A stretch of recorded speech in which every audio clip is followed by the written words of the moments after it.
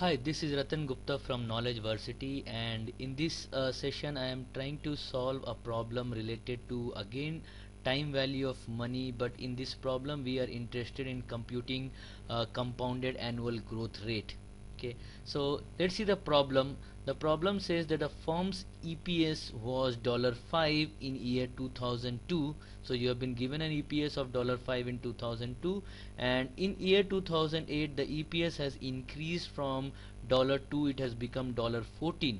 Okay, and you have to find out the CAGR for this particular company. So what is the CAGR of the EPS for this particular company? And you have been given answer options, and one of the option here it is can't be determined from the given option. Normally in CFA you will not find this option being given that can't be determined, but here like I am giving this option. It is like you will find that sometimes students they do some mistakes even while they are computing in using the financial calculator, and for that I have given this option. Okay, now as I have said that any time value of money problem, if you try to create the timeline, so the idea should be is to create the timeline. If you create the timeline, the chances of making the problem correct it increases a lot. Okay, so let us see how the timeline will be for this particular. So if you see this problem, they have said that the EPS is $5 in 2002 and it has increased to 14 in 2008. Okay, now first let me say that what students normally take this problem as. So they'll say okay, 2002 2008 they will count 1 2 3 4 5 6 7. So they will say n equal to 7, and they would compute after that. So what is our requirement over here is n is 7, and we want to find out at what rate the same rate the EPS has grown. So what we'll say is like we will assume that CAGR is R. Okay, so CAGR is R, and at the rate of R it is growing. So that means the I by Y is not known to us. So N is known, I by Y is not known. Okay, and when you are solving it through the financial calculator, in the financial calculator you have to take the present value, you have to take the future value. Okay, right. So here what would be the present value? So you will say that okay, present value is 5.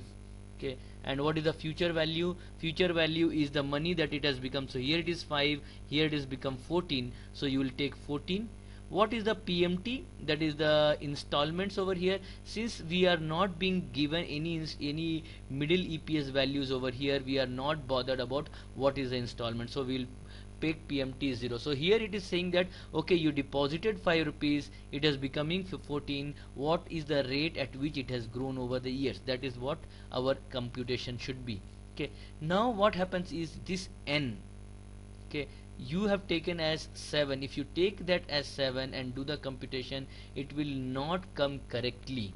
Okay, why? Because if you see over here, you are taking the years. So you are saying that 2002 2003, 1 year, 2 year, 3 year, like that. But in reality we are interested in knowing the period. So if you see that this $5, for how many year it is invested? So it is invested for 1 year, 2 year, 3 4 5 6.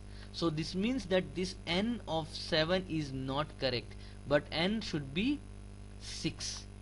Okay, and then you will compute the I by Y. Okay, there is one more error over here. So let us see first using our calculator what we will get.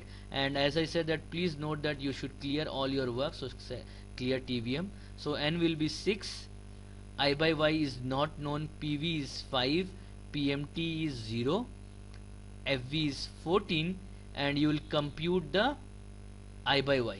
So if you see, this is the error that is you are getting. So you are getting error, so you may be tempted to say that okay, there is some error in the problem, and that is why I gave that option that there is something error in the problem, can't be determined. Okay, but it in fact it is not the error in the problem and neither the error in the calculator, it is in our method. Okay, see here what we have taken is we have taken PV as positive and we have taken FV also as positive.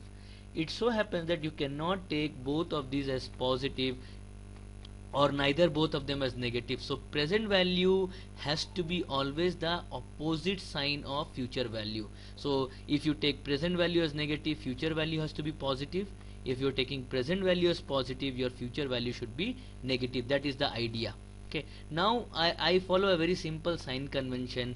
Whenever money is going out, I take as outflow. Whenever money is coming in, I take as inflow. Okay, but it is not that you should stick with this. You can take any. So you can take outflow as positive, you can take inflow as negative. Okay, as long as these two signs are opposite of each other, okay, your thing will work.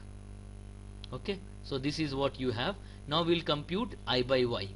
Okay, so using your calculator, if you see, just you can put PV. So for PV, like, you can put this button recall, and PV it is 5. What I have to do is just I have to make it minus. So I will press this button minus, and again I will enter. So please know that you are first entering the number and then entering this, and then you will compute the I by Y. So here you are getting the answer as 18.72. so this will be 18.72.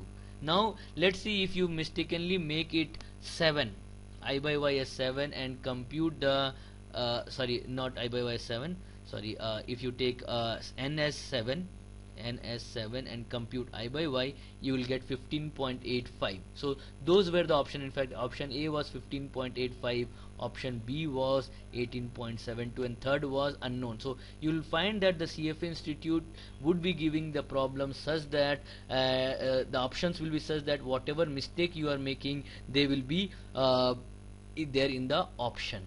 Okay, so ensure that you do not do, and this is one problem. It's a simple problem, but it gets repeated and repeated through in most of the examination. Okay, so this was Ratan Gupta from Knowledge Varsity. Thanks for watching our videos. Thank you.